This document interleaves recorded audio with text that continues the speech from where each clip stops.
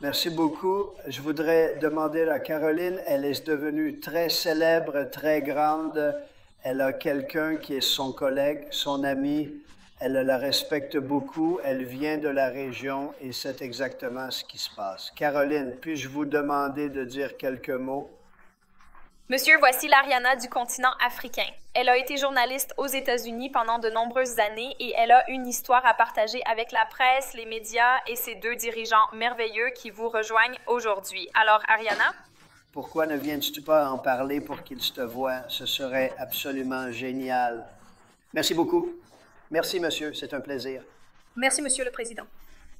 Comme Caroline l'a mentionné, Monsieur le Président, tout d'abord, je veux que vous sachiez que je suis la seule journaliste africaine à la Maison-Blanche qui couvre l'ensemble du continent. Donc, je viens juste d'arriver hier du Congo, en République démocratique du Congo. Je suis vraiment allée voir ce que le peuple ressent et le message du président, les compagnons du président, juste un enfant à propos de l'accord de paix à venir. Laissez-moi vous le dire pour la première fois que je le vois de moi-même. J'ai parlé aux gens de la rue, je vous ai parlé. Ils connaissent ton nom. Ils savent qu'un président nommé le président Trump travaille dur pour amener enfin la paix dans le pays. J'espère vraiment qu'ils ont maintenant l'espoir d'un jour meilleur pour le Congo. Ils pensent que ce que vous faites est l'avenir du Congo, un avenir meilleur. J'ai eu l'occasion de m'asseoir avec le président Félix Tshisekedi pour une interview parce que je voulais comprendre ce qu'il pensait, parce qu'il réfléchit, ce qu'il ressent à propos de tout ce que votre gouvernement a fait. Il m'a dit directement que pendant des années, de nombreux présidents américains ont ignoré le conflit. Ils n'ont rien fait. Même moi-même, je couvre l'administration du président Biden. J'ai pressé ce conflit à plusieurs reprises. Les gens meurent au Congo, ce pays a tellement de potentiel, mais ils ont besoin d'aide parce que cette guerre détruit le pays. Ils ne m'ont jamais donné de réponse. Il m'a dit, le président Tshisekedi, que vous ne savez pas. Il est très reconnaissant pour ce que votre gouvernement a fait. Pas seulement lui, mais tout le peuple congolais qui voit qu'il y aura enfin de l'espoir. Le président Tshisekedi a également mentionné à la fin de mon entretien que quand il est finalement arrivé en République démocratique du Congo, il envisageait de vous nommer lauréat du prix Nobel parce qu'il a dit que vous le méritez et que vous avez travaillé dur pour apporter la paix dans le monde, pas seulement au Congo, et qu'il aimerait vraiment vous voir. Futur toi? C'est si bien, si magnifiquement dit. Caroline a dit qu'elle l'a dit, et je n'aurais pas dû le dire parce que ce serait politiquement incorrect. Elle a dit qu'elle est jolie et toi pas. Je ne peux pas dire ça. Ça aurait pu être la fin de ma carrière politique. Mais tu es belle et tu es belle à l'intérieur. Voilà. Alors j'aimerais avoir plus de journalistes comme vous. Vous avez couvert l'Afrique depuis longtemps. Oui, depuis plus de 10 ans, j'ai même couvert votre premier gouvernement. Oui, je le sais. Super, merci. C'est gentil de votre part de dire ça. J'ai une autre question, monsieur. Parce que nous savons qu'en juillet ou à l'avenir, les présidents du Rwanda et du Congo viendront aux États-Unis en Afrique. Le président John Lorenzo, le président de l'Angola, qui est aussi le chef de l'Union africaine, a travaillé très dur pour amener la paix, mais... On l'amène ici. Oui, d'accord. Tu peux m'aider à l'inviter? Bien sûr, d'accord. Je sais qu'il travaille dur et qu'il dirige essentiellement le syndicat. Une alliance pour toute l'Afrique et non celle que nous avons aujourd'hui. C'est l'union de toute l'Afrique et j'aimerais bien la voir. Tu vas lui faire savoir. Quoi, monsieur le président? Merci beaucoup. Maintenant, vous retournez là où vous appartenez. C'était génial. Excellent travail. C'est une connaissance réelle et difficile à faire. Félicitations. D'accord, nous sommes ici aujourd'hui pour célébrer une glorieuse victoire et c'est pourquoi, pour la cause de la paix, c'était vraiment une longue attente. La République démocratique du Congo et la République du Rwanda ont signé un accord de paix historique. Le conflit se poursuit et dure depuis de nombreuses années. Je suppose qu'ils disent que cela a commencé il y a 30 ans dans la région des Grands Lacs en Afrique pendant une longue période, peut-être même plus tôt. Et la région des Grands Lacs, ça doit être magnifique, non? Belle, belle région. Mais ils ont vécu beaucoup de guerres et beaucoup de morts. Il a déplacé d'innombrables personnes et coûté des milliers de vies. Mais aujourd'hui, la violence et la destruction touchent à leur fin et un nouveau chapitre d'espoir et d'opportunité, d'harmonie, de prospérité et de paix s'ouvre dans toute la région. J'ai dit, depuis combien de temps la guerre est-elle en cours? Un de mes amis a dit 30 ans. Au moins 6 millions de personnes ont perdu la vie pendant cette période. C'est incroyable. Certains disent que c'est en fait la plus grande guerre sur Terre depuis la Seconde Guerre mondiale.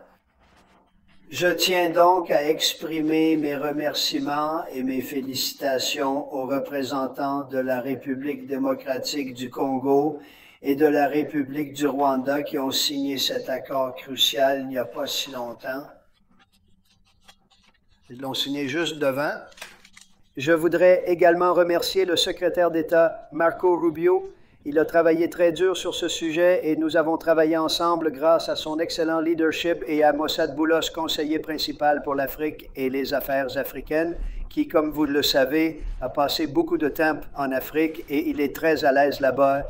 Je dis, êtes-vous mal à l'aise avec tout le chaos et les suries? Puis il m'a dit, non, je ne suis pas mal à l'aise. C'est tout ce dont vous avez besoin. Il vous faut quelqu'un qui puisse l'obtenir. Mossad, je vous remercie beaucoup pour le travail que vous avez fait. Merveilleux gars. En fait, je voudrais aussi remercier l'Union africaine, le Qatar, le Togo. Nous travaillons en étroite collaboration avec les États-Unis. Je sais que le Qatar travaille vraiment dur. L'Union africaine, nous venons d'en parler. J'attends avec intérêt la présence de leurs représentants lors de notre séance officielle qui aura lieu quelque temps en juillet. Nous l'attendons avec impatience. Tu ferais mieux de le rapporter, d'accord? Nous ne tolérerons personne d'autre que vous. Mais c'est une énorme percée. En quelques mois seulement, nous avons réussi à rétablir la paix entre l'Inde et le Pakistan, Israël et l'Iran, la République démocratique du Congo, au Rwanda et plusieurs autres pays. Et la Serbie, vous savez, nous nous préparons à entrer en guerre avec un groupe. Je ne vais même pas mentionner cela parce que cela n'a pas eu lieu. On peut l'arrêter, mais j'ai un ami en Serbie qui a dit que nous allons reprendre la guerre et je le ferai. Je ne vais pas dire que c'est le Kosovo, mais ils vont avoir une grande guerre. Nous l'avons arrêté à cause du commerce. Ils veulent commercer avec les États-Unis. Je dis que nous ne commerçons pas avec ceux en guerre. Nous avons aussi dit que si vous regardez le Pakistan et l'Inde, c'est génial. Ils ont deux grandes dirigeantes et ils ont pu s'arrêter. Ils ont une très, très grosse bataille et je pense que tout le monde le voit et ça va devenir très mauvais. Ce sont des puissances nucléaires très puissantes. Au cours des mois et années à venir, mon gouvernement continuera de travailler en étroite collaboration avec toutes les parties de l'industrie sidérurgique pour veiller à ce que ces accords soient pleinement appliqués. Vous allez faire ce qui est dit dans l'accord et nous dirons que vous feriez mieux de faire ce qui est dit dans l'accord, non? Parce que si quelqu'un ne peut pas le faire, de mauvaises choses arrivent. Mais j'ai le sentiment que dans 30 ans, je pense que dans 30 ans, vous dites tous, je pense que vous en avez parlé assez, n'est-ce pas? Ça suffit, vous avez tout vu. C'est donc une belle journée. C'est une belle journée aujourd'hui. Nous avons déjà obtenu de grands succès. C'était une semaine merveilleuse après un voyage très réussi. L'OTAN est vraiment unie. Ils coûteront plus d'1 billion de dollars par an. Personne ne s'attendait à ce que cela arrive. Nous avons vécu cette guerre que nous appelons, comme vous le savez, la guerre des 12 jours. C'était une guerre de 12 jours entiers et nous n'avons finalement pas d'armes nucléaires. C'est ce que nous voulons. Ils l'éteignent. Ils étaient simplement complètement explosés en morceaux et il n'y avait pas d'armes nucléaires sur ces 3 sites. Espérons qu'il y aura beaucoup de guérison. La guérison commence, mais c'est vraiment une semaine incroyable. C'est ce que j'attends avec impatience. Ça a été mis en place il y a quelques semaines et c'est quelque chose que j'attends avec impatience. Si nous pouvons le faire et que nous le faisons parce que nous avons une certaine capacité, c'est bien. Nous pouvons faire que les gens soient en paix. Je pense que nous faisons face à la guerre mieux que quiconque, mais nous ne voulons pas. Nous avons l'armée la plus puissante du monde. Ils l'ont montré en Iran. Ces pilotes, ils ont volé pendant 36 heures. Pensons, ils ont frappé une cible de la taille de cette table, la moitié de la taille de cette table, à environ 52 000 pieds dans la nuit noire sans lune. Ils veulent ça, tu peux le croire. Chaque missile qu'ils ont frappé avait exactement de la moitié de la taille de ce beau bureau de Resolute. Nous ne voulons pas en parler quand il s'agit de fusées qui la frappent, mais avec la moitié de sa taille, il frappe le point de mort à une vitesse extrêmement élevée depuis une altitude extrêmement élevée. C'est incroyable. Personne ne peut faire une chose pareille. Personne ne possède cette arme et personne ne peut faire quelque chose comme ça. Nous avons eu une semaine réussie. Notre économie fonctionne bien, établissant des records économiques. Mais il s'agit du Congo et du Rwanda, et je voudrais vous demander, avant de présenter nos invités, pouvez-vous dire quelques mots? Merci, monsieur. Le président, donc. Sous votre commandement, monsieur, avec le soutien du président et du secrétaire, toute l'équipe du département d'État, nous avons engagé les deux parties en avril, et en 3 semaines, ils ont signé la déclaration de principe. Maintenant, environ 2 mois plus tard, nous avons signé aujourd'hui l'accord de paix final. Vous savez, beaucoup de gens se demandent si c'est préliminaire. Non, c'est le véritable accord de paix final qu'ils ont signé aujourd'hui. Nous avons également exprimé notre intérêt à inviter les chefs d'État à la Maison-Blanche pour la cérémonie de signature. Par conséquent, en plus de cela, un certain nombre d'autres accords seront signés, qui seront appelés les accords de Washington sur la région des Grands Lacs. C'était génial. Pourquoi pas Trump? D'accord. Je n'étais qu'un enfant. Washington Bond Shows. Il y a aussi un aspect économique extrêmement important pour les deux pays. Ils ont également travaillé la semaine dernière et finalisé le cadre d'intégration économique régionale que les deux pays signeront lors d'une cérémonie à la Maison-Blanche. C'est une grande cérémonie. Bien sûr, nous le ferons. Faites une grande cérémonie et amenez les autres personnes impliquées, quelques autres que le monsieur dont nous avons parlé. Nous savons qu'il travaille très dur et que vous pensez qu'il y a d'autres personnes qui le méritent. Faites-nous savoir, d'accord? Des accords bilatéraux seront conclus pour négocier des transactions minières avec le Congo sur des minéraux critiques. De nombreuses entreprises américaines ont manifesté intérêt à investir longuement en RDC. Il en va de même pour le Rwanda. De nombreuses entreprises américaines ont manifesté un intérêt non seulement pour l'exploitation minière, mais aussi pour le milieu et l'aval, c'est-à-dire pour le traitement des minéraux. Nous sommes également engagés et soutenus le corridor de Lobito, qui aidera à construire des infrastructures. Il y a seulement 2 jours, les États-Unis ont signé et soutenu un projet de transport d'électricité d'un montant de 1,5 milliard de dollars entre l'Angola et la République démocratique du Congo. De nombreux autres projets de nature similaire sont en attente. Nous serons donc sous la direction de Monsieur le Président. Nous travaillerons en étroite collaboration avec les deux pays et avec le soutien du Qatar pour veiller à ce que cet accord soit mis en œuvre. Beaucoup de nos entreprises sont maintenant présentes dans ces deux pays, surtout parce que nous nous entendons très bien. C'est peut-être la façon dont nous nous sommes réunis et nous avons beaucoup de grandes entreprises entre les terres rares et toutes les autres choses qu'elles font en Afrique qui se développent considérablement, surtout dans ces deux pays. Vous avez la terre, ils pensent que c'est la meilleure du monde, en fait, j'ai entendu dire. Nous faisons beaucoup de choses pour rassembler tout le monde. C'est comme ça que tout a commencé. Mais la chose la plus importante pour moi, c'est qu'il n'y a qu'une seule chose, et c'est un traité de paix avec 2 pays qui se battent depuis 30 ans. Je tiens à vous remercier tous. Bien sûr, apportez la lettre. Comme dit Monsieur le Président, vous avez les accords signés aujourd'hui par les ministres des Affaires étrangères du Congo et du Rwanda en présence du secrétaire d'État Rubio. Nous avons également préparé 2 lettres pour vous. Il s'adresse au président du Rwanda, Paul Kagame, pour exprimer son appréciation et ses félicitations pour tout ce qui s'est passé et bien sûr, comme le dit le Dr Boula, pour l'inviter à Washington pour participer à ce que nous espérons que les accords de Washington fixeront enfin les conditions de la paix et de la prospérité dans cette région, espérons-le longtemps. C'était génial. Magnifique et très important. On y mettra une photo dès que ça sera fini. Ils mettront, on a un photographe en mouvement rapide, Dan. On va mettre une bonne photo de nous ici.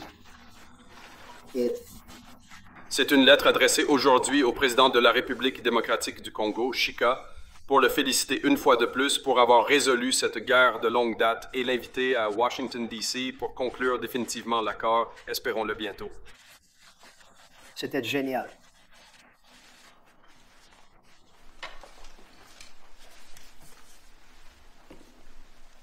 Tu prends le stylo, Merci beaucoup. Je voudrais donc demander à JD de dire quelques mots, notre grand vice-président, puis Marco de continuer. Très bien. Je souhaite la bienvenue au ministre des Affaires étrangères du Rwanda, content de vous avoir dans le bureau ovale.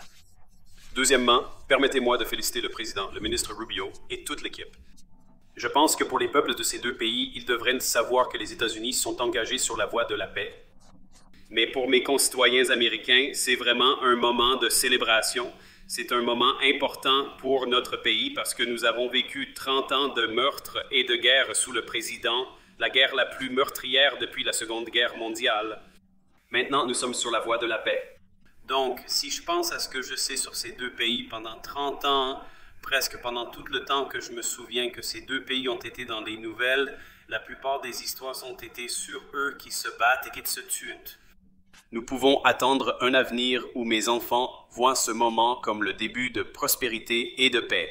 Merci, le président, et félicitations à toute l'équipe et mes compatriotes américains. Nous devrions tous être très fiers, car ce que peut accomplir un leadership présidentiel actif lorsqu'il est tourné vers la paix et la prospérité est étonnant. Voilà, bien joué, monsieur. Merci à JD et Marco. Nous allons donner la parole aux deux recteurs. Oui, monsieur. Monsieur le Président, tout d'abord, merci.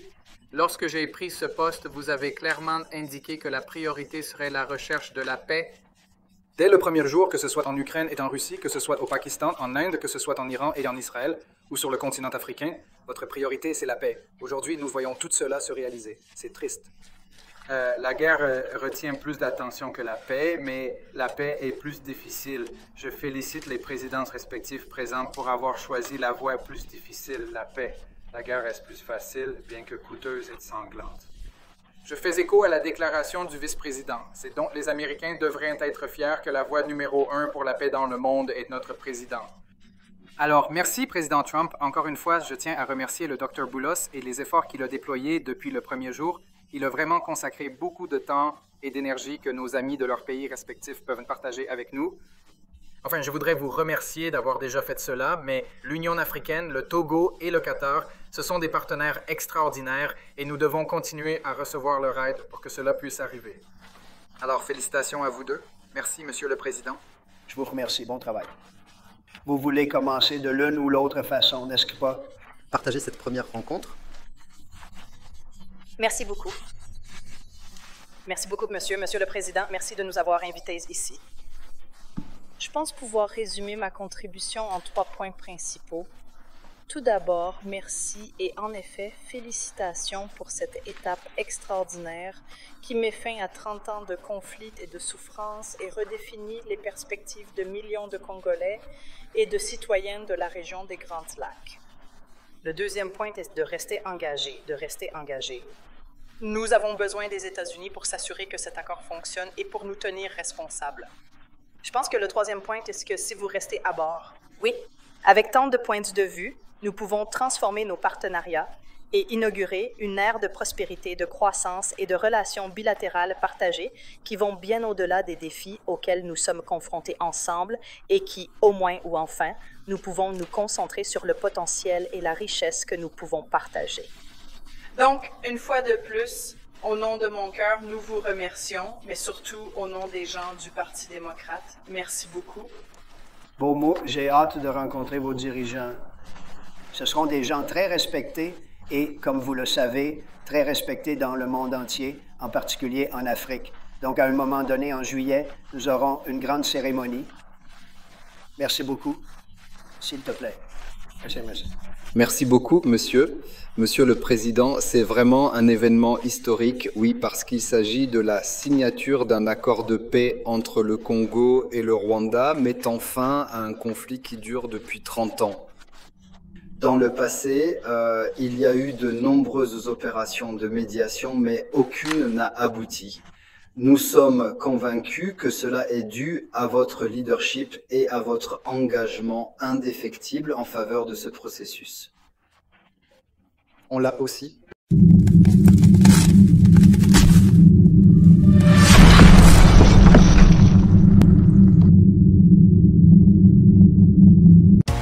Les GIR TV HD, partageons les ondes positives.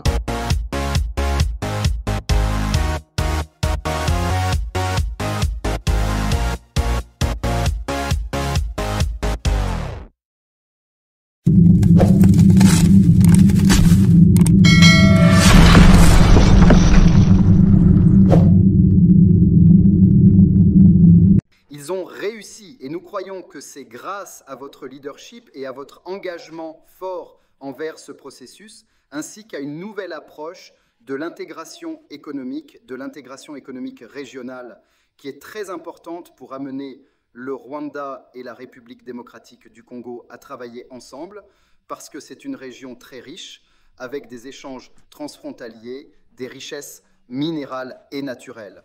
Par conséquent, avec les États-Unis aux côtés de la République démocratique du Congo, nous sommes convaincus que nous parviendrons à une paix à long terme. Nous pensons également que, comme mon collègue de la République démocratique du Congo l'a dit, il est important que les États-Unis restent engagés parce que nous avons signé aujourd'hui l'accord, mais maintenant nous devons mettre en œuvre ce que nous avons signé pour ouvrir ce que vous appelez une nouvelle ère de prospérité, afin que vous puissiez récolter les dividendes économiques de la paix. Par conséquent, afin de mettre en œuvre ce cadre d'intégration économique, il est important que les États-Unis accompagnent les parties dans la mise en œuvre des accords que nous avons déjà signés, car dans le passé, nous avons signé trop d'accords qui n'ont pas été mis en œuvre. Nous croyons vraiment que sous votre direction et avec la participation du gouvernement américain, nous y arriverons. Merci beaucoup, Monsieur le Président. Eh bien, ça va certainement t'arriver. Je peux passer la main. Tu veux les presser sur moi? Donne-les-moi. Je souhaitais simplement vous fournir tous les accords signés avec facilité et nous veillerons à ce que vous les respectiez jusqu'à la fin. On veillera à ce que tu le fasses jusqu'au bout. D'accord, c'est pour toi. Nous avons quelque chose d'autre de spécial pour quelqu'un. C'est une pièce. Je vous remercie. J'espère que vous le faites. Je vous donnerai un deuxième à votre leader.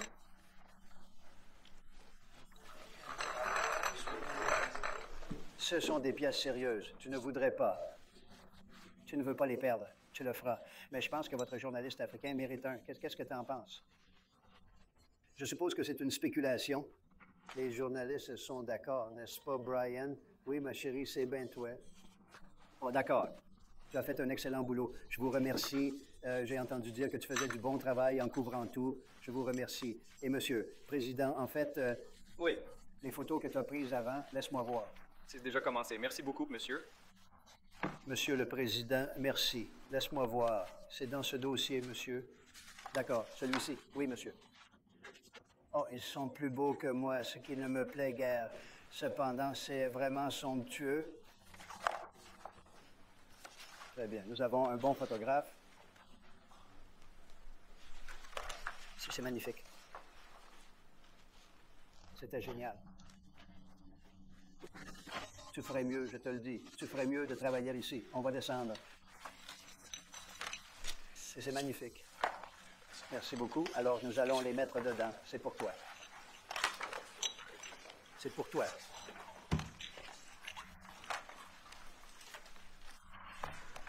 Qu'est-ce que c'est? Oui. Vérifions si nous en avons plusieurs. Vous ne nous en donnez pas un, ce qui entraîne une énorme erreur. C'est quelque chose pour toi. Merci beaucoup. Tout est prêt. Voilà pour toi. Tu vas avoir ça. Tu pourrais aussi bien le tenir.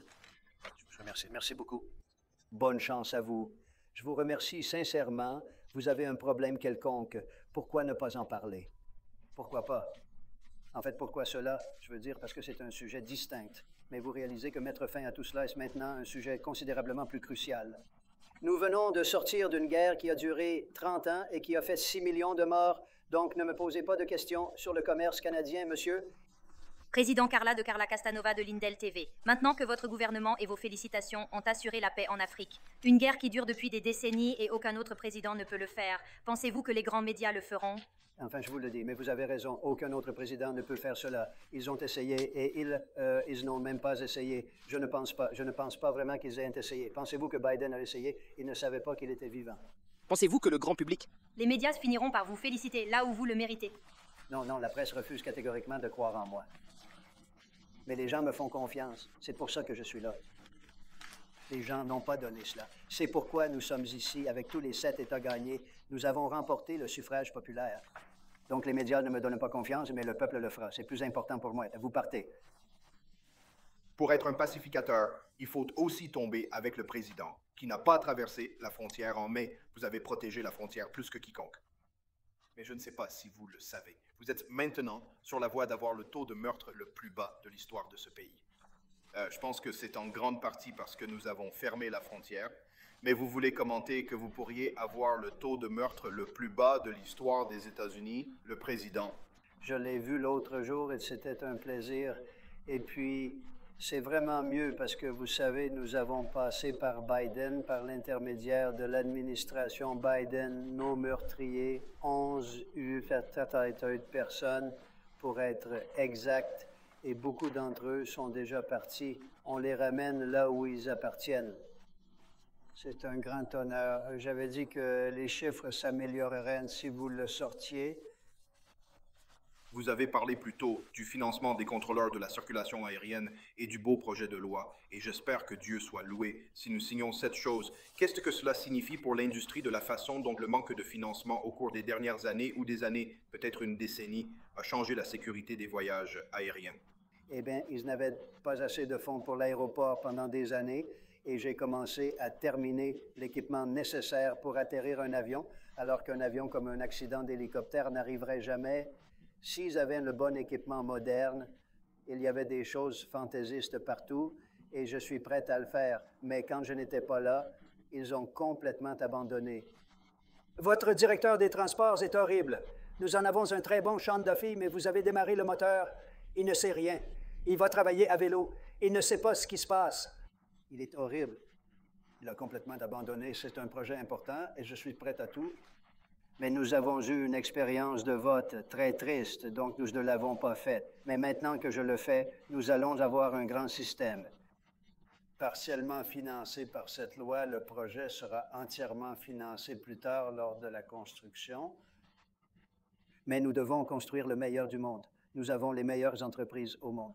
Certains pays ont de très bons systèmes. En fait, j'ai remarqué que mes pilotes utilisaient souvent le système d'un autre pays lorsque j'atterrissais. J'ai dit, mais pourquoi fais-tu ça? Je dis que le système américain est horrible. Nous avons donc les meilleures entreprises du monde qui soumissionnent. Raytheon, IBM et plusieurs autres soumissionnent. Nous obtiendrons le meilleur système au meilleur prix. Ils viendront en ville et nous donnerons un meilleur système que n'importe quel autre au monde. Vous voulez amarrer les avions entre eux à 35 000 pieds d'altitude.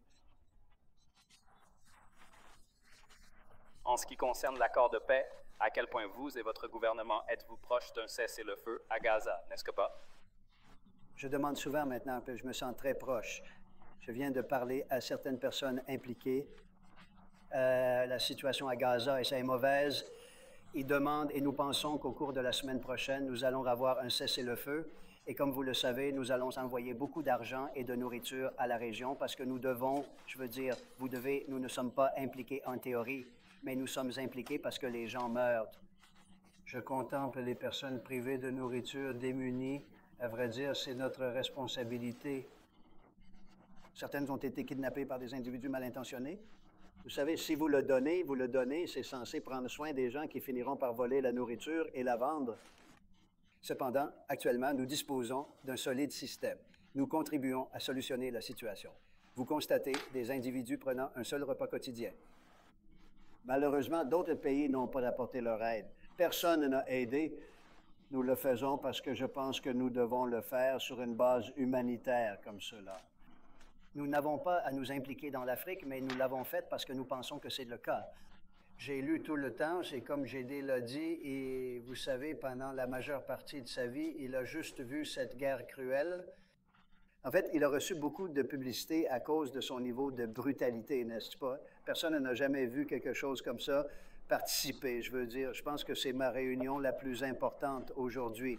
Nous venons de remporter une grande victoire aujourd'hui devant la Cour suprême et tout le monde dirait que c'était une grande victoire, mais vous savez, nous parlons de sauver des milliers, voire des millions de vies. C'est plus important que toute autre chose. Donc c'est génial. Mais nous enquêtons sur les rumeurs pour essayer de résoudre le problème. Encore une fois, vous savez, beaucoup de nourriture a déjà été envoyée là-bas et le reste du monde devrait aider un autre pays aussi. Je connais le conflit avec lequel vous avez affronté, monsieur. Avez-vous réellement rédigé une missive à l'attention de Kim Jong-un de Corée du Nord?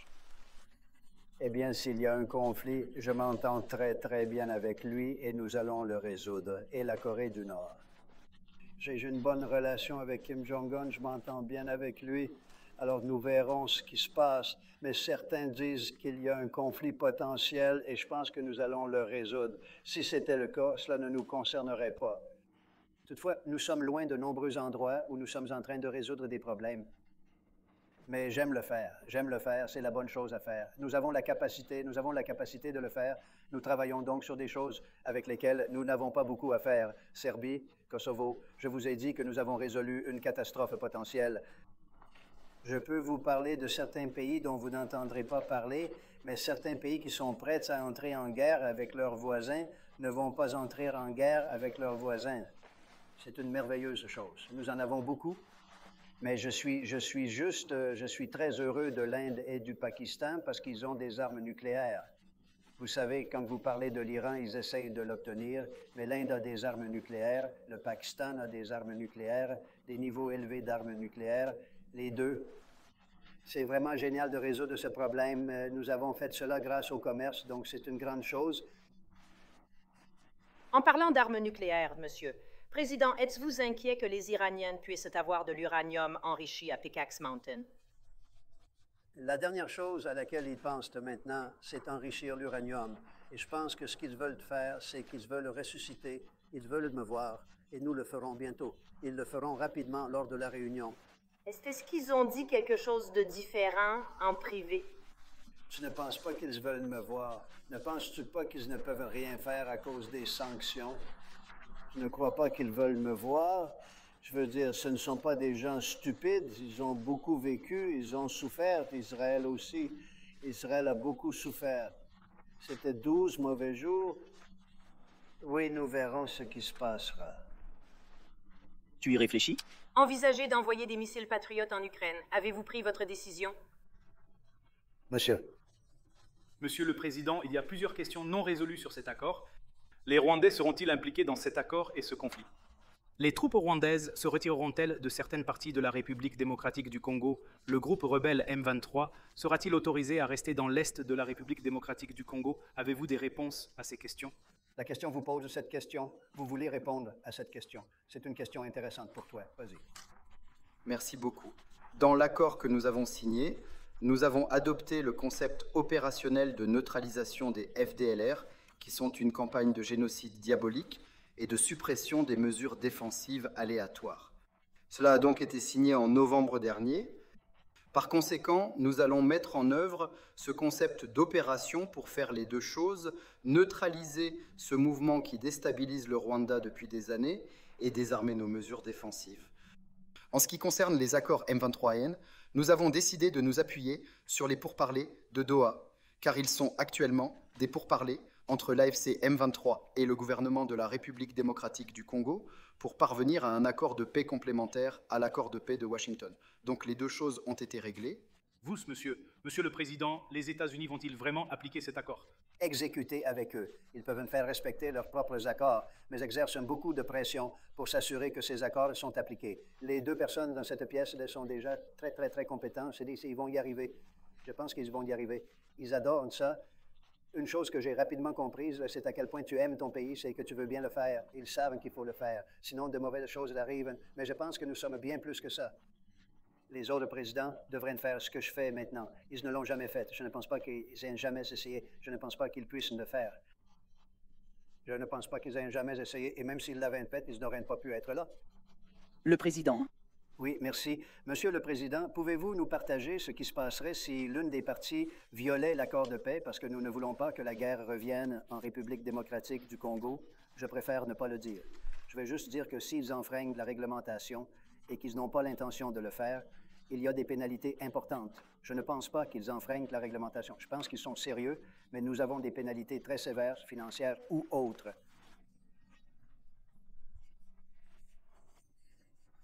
En ce qui concerne spécifiquement le Canada, pourquoi avez-vous décidé de mettre fin aux négociations commerciales avec le Canada? Quel taux de change souhaitez-vous fixer? Par conséquent, le Canada a porté des accusations contre certaines de nos sociétés et le Canada a été un pays difficile à traiter depuis des années. Vous savez, nous avons entendu parler du Canada, nous avons de bonnes relations avec les Canadiens, mais c'était très difficile et ils ont porté des accusations et c'était un peu tôt. On l'a découvert, on a donc toutes les cartes. Nous le ferons, tout le monde. Nous ne voulons rien faire de mauvais, mais ils sont économiquement et nous avons un tel pouvoir sur le Canada que je préfère ne pas l'utiliser. Mais ils font quelque chose à nos entreprises technologiques aujourd'hui pour essayer de reproduire l'Europe. Vous savez, ils ont copié l'Europe. Cela ne finira pas non plus bien pour l'Europe et cela ne finira pas bien pour le Canada non plus. Ils sont stupides de le faire. Je dis donc que nous arrêterons maintenant toutes les négociations avec le Canada jusqu'à ce qu'il corrige son comportement. Y a-t-il quelque chose que le Canada puisse faire pour changer votre perception de la situation? Non, ils taxent des entreprises américaines qui ne devraient pas être taxées, des impôts très, très sévères. Oui, je pense qu'ils pourraient le supprimer. Ils s'en chargeront, mais pour ma part, je ne le ferai pas vraiment. Nous avons toutes les cartes. Nous avons toutes les cartes. Vous savez, nous avons beaucoup d'affaires avec le Canada, mais relativement peu. La plupart de leurs affaires sont faites avec nous, et quand vous avez cette situation, vous êtes meilleur pour les autres. Leurs agriculteurs reçoivent 304, 200% des droits de douane. Personne n'a jamais vu quelque chose comme ça. Nous avons des cas où vous ne lisez pas cet article et où les gens ne le signalent pas, mais ils facturent 400%. Pour certains produits de laitiers, 400%. Personne n'a écrit que c'est injuste pour nos agriculteurs et que nous devons protéger nos agriculteurs. Vous avez mentionné comment? La réduction des taux aura un impact considérable sur les intérêts liés à la dette. Plus tôt, aujourd'hui, le directeur Poult a parlé sur CNBC de la façon dont il avait recommandé à Powell de démissionner. Des commentaires sur la question de savoir si Powell devrait quitter le pouvoir. Je sais que vous y êtes allé. S'il veut démissionner, j'espère qu'il démissionne. Il a fait un horrible boulot. Écoutez, si vous étiez là, vous diriez, eh bien, vous savez, l'Amérique va bien. Ils n'ont pas d'inflation. S'ils ont une inflation dans un an ou deux, nous allons commencer à augmenter la concurrence. Nous sortirons de l'inflation. Tu ne fais rien d'autre. Biden a connu la pire inflation de l'histoire de notre pays, 19%. Mais je pense que c'est beaucoup plus élevé que ça. Franchement, ils disent 19%. Ils disent, je pense que c'est beaucoup plus élevé que ça et nous n'avons presque aucune inflation maintenant. Nous avons fait du bon travail en peu de temps. Les prix de l'énergie ont considérablement baissé. Maintenant, le prix de l'essence est tombé à près de 2 $ dans de nombreux endroits. Il y a quelques endroits où je vois même casser. On dirait 138 le gallon. Honnêtement, nous avons fait du bon travail avec l'inflation et presque tout le reste. Je pense que la façon dont les gens se comportent est vraiment triste. Vous savez, quelqu'un peut simplement baisser les taux d'intérêt avec un simple geste et économiser des centaines de milliards de dollars chaque année. Mais c'est un homme stupide. Tu sais, c'est vraiment très amusant. Lui et moi, je ne suis pas sûr qu'ils ne comprennent pas parce que vous devriez être capable de comprendre.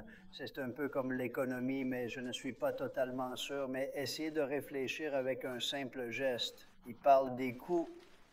Nous pourrions économiser 600 milliards de dollars. Peut-être que ce sont tous de bons chiffres pour vous, n'est-ce que pas? 900 milliards, 950 milliards de dollars en baissant les taux d'intérêt. En fait, c'est plutôt un mouvement sur papier. Ce n'est pas comme si tu n'avais rien coupé. Vous ne pouvez pas réduire les effectifs, juste le taux d'intérêt. Nous sommes 40 ou 44 à 45. Il y a des endroits où vous ne le croirez pas. Vous savez, je ne veux pas dénigrer, mais ils payent des taux d'intérêt inférieurs à ceux des États-Unis. Sans nous, tout va exploser. Vous savez, en ce sens, nous contrôlons le monde. Mais nous avons un homme qui est juste une mule têtue et un homme stupide qui a fait de grosses erreurs. Il a fait une erreur. Et ça va durer des années. Parce que pendant que vous payez vos dettes maintenant, j'ai ordonné à mes hommes de ne pas payer plus de 9 mois environ et de faire sortir cet homme. Celui qui est là va baisser les taux. Si je ne le fais pas, si je pense que quelqu'un va garder les taux inchangés ou quelque chose comme ça, je ne les mets pas. Je mets quelqu'un qui veut baisser les taux. Il y en a beaucoup là-bas. J'ai dit ce matin que beaucoup d'émissions commerciales disent aujourd'hui, vous savez, ben, Trump a raison, il devrait baisser les taux d'intérêt. Pensez-y, nous avons un grand pays. On a gagné beaucoup d'argent. Nous collectons des milliards de dollars en droits de douane. Nous en avons un. Nous avons 15 000 milliards de dollars de fonds que nous voulons investir ici, un record en 2 mois. Il a battu n'importe quel record que nous avons pour une année entière, pas même proche de 15 000 milliards. Et il va être beaucoup plus élevé que ça. C'est essentiellement après 2 mois. Parce que vous savez, nous avons fait ça pendant environ 2 mois et demi, et 15 billions de dollars ont battu tous les records dans le livre. Il n'y a jamais eu rien de pareil. Nous avons des usines qui emménagent, nous avons des usines automobiles qui emménagent. Nous voulons tous faire partie de l'Amérique. Comme je vous l'ai dit et comme je l'ai dit à tout le monde quand j'étais au Moyen-Orient, les rois d'Arabie saoudite, du Qatar et des Émirats arabes unis sont de grands dirigeants. Ils ont tous de grands leaders. Tous les 3 disent que vous avez le pays le plus chaud du monde et vous l'avez fait à ce moment-là. J'y suis resté 4 mois car nous sommes revenus récemment. Mais tout le monde le dit, pas seulement eux. Nous avons maintenant le pays le plus chaud du monde. Le seul problème est que nous avons un président de la Réserve fédérale qui ne comprend pas ça. Vous pouvez bénéficier de prix très bas. Par exemple, en les diminuant de 2 points, nous économisons plus de 600 milliards de dollars. Mais vous ne pouvez pas aller sur le marché et dire, d'accord, nous avons quelqu'un qui nous a donné 4 ou 4,5 et nous voulons payer 2 ou 1 Je pense que nous devrions payer 1 maintenant. Nous avons payé plus parce que nous avons un gars, vous savez, qui souffre du syndrome de folie de Trump, si vous voulez la vérité. Mais il n'est pas bon pour notre pays. Oui. Tu pousses. Le président. De l'Université de Virginie. Avez-vous été candidat à la présidence? Une question connexe sur le secteur bancaire. Il y a des rapports, monsieur. Monsieur le Président, votre administration envisage de publier un décret exécutif sur le débanking, une pratique des banques qui refusent de servir les gens en fonction de leurs convictions politiques ou de leur industrie, comme les crypto-monnaies. Les gens impliqués. Êtes-vous prêt ou intéressé à signer un tel décret exécutif visant le secteur bancaire? Est-ce que je pense à des banquiers? Je pense que les banques, je peux vous le dire parce que je suis moi-même une victime. À cause de ma politique, et les grandes banques nous traitent très mal. En fait, je pense que ce sont les gens de Biden qui lui ont dit cela parce que le groupe de personnes dont les banques ont peur sont les régulateurs. Ils sont effrayés par les régulateurs. J'ai rencontré le plus grand banquier et je peux vous dire que vous le voyez souvent à la télévision. Si un superviseur entre dans la pièce, ils deviennent nerveux et fous. Ils ont peur des régulateurs. Si les gens de Biden ordonnent la fermeture presque des banques, ils peuvent faire tout ce que je veux, les régulateurs contrôlent les banques, pas le président de la banque. Les gouverneurs des banques sont beaucoup moins importants pour les banques que pour les régulateurs. Les régulateurs pourraient faire cesser la banque. Comme les mauvais procureurs sont très dangereux, j'ai rendu Jack Smith et quelques autres fous et on leur a botté le cul. Mais tu sais, c'est une situation difficile. Les procureurs sont très dangereux. Un grand procureur est un atout incroyable pour un pays, mais un procureur corrompu, un mauvais procureur, est très mauvais. Eh bien, les régulateurs sont une chose. Quand ils disent aux régulateurs de rendre la vie impossible pour les grandes banques, l'Oregon, les petites banques, ils le contrôlent vraiment. Il y a donc beaucoup de banques D. Il y a un oui, appelé une banque D, appelé beaucoup de noms différents. Essentiellement, ils rendent impossible de faire des affaires. Ces gens sont très mauvais, très dangereux. Ils ne devraient pas le faire. Pouvez-vous?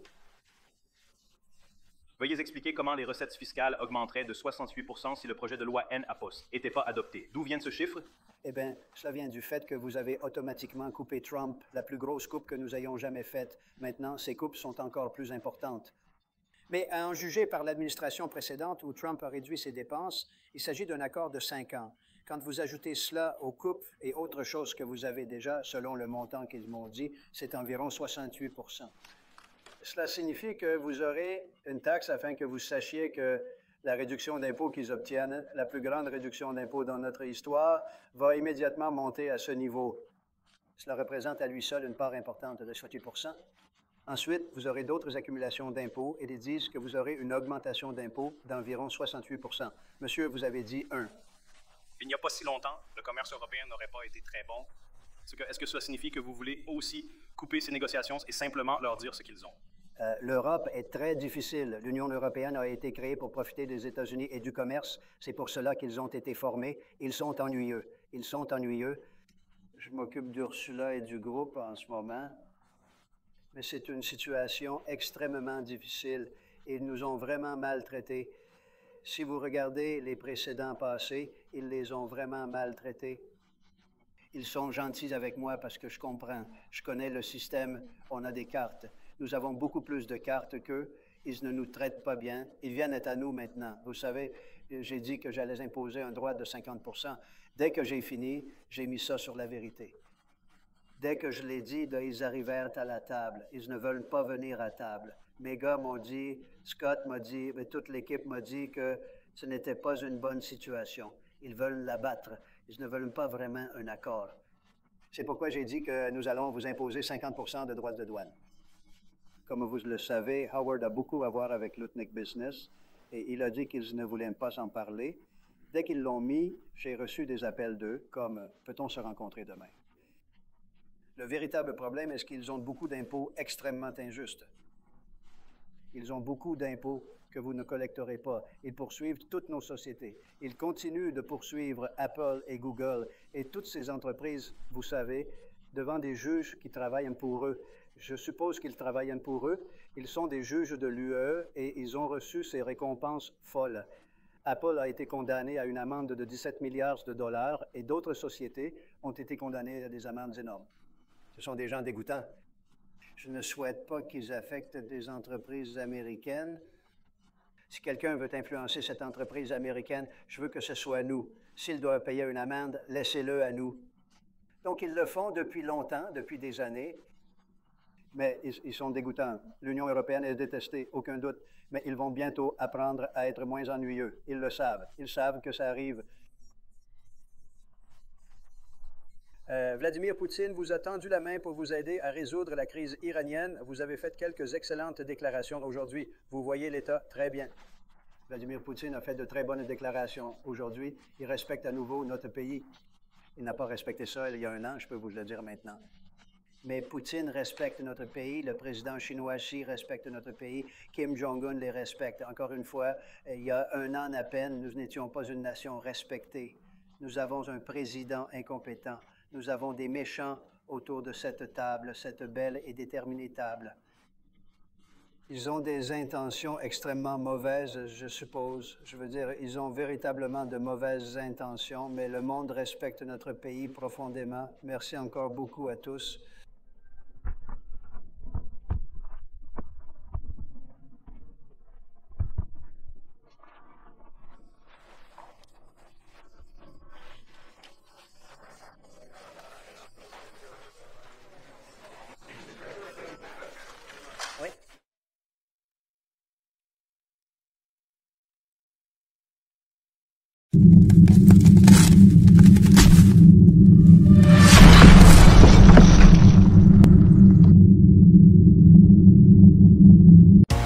Les GIR TV HD, partageons les ondes positives.